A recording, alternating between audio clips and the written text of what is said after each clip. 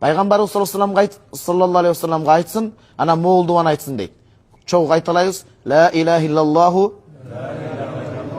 ал-халимул кариму субханаллахи раббил арши al-azimi alhamdulillahi rabbil alamin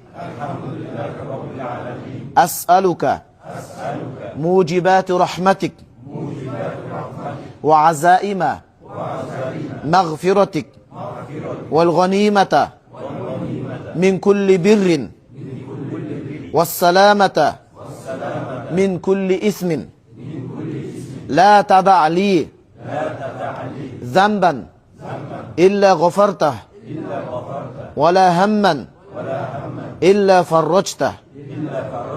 Ким ушул дуаны айта турган болсо, Аллахым бүткүл муктаждык эки дүйнөлүк муктаждыгын өтөйт дейт.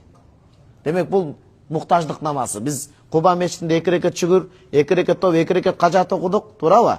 Мунун дуасын караңыз. Өзүңдөн башка шериги жок, өтө жумшак болгон, кечирүүчү, мээримдүү зат. Аллахым сен улуу арштын ээсисиң. Аламдардын жаратуучусу Аллага мактоолор болсун. Мен сенден кенен мээримиңди, кенен кечиримиңди, ар бир жакшылык олжону, ар бир кыйынчылыктан сак саламаттыкты сураймын Аллахым. Кайсыр бир күнөөм болсо өзүң кечирген, мени кыжаалат кылган ой сана болсо, ошондон өзүң арылткын, ар бир сенин ыраазычылыгыңда болгон муктаждыкты өзүң өтөгүн деп айтат. Өзүң өтөгүн деп айтат.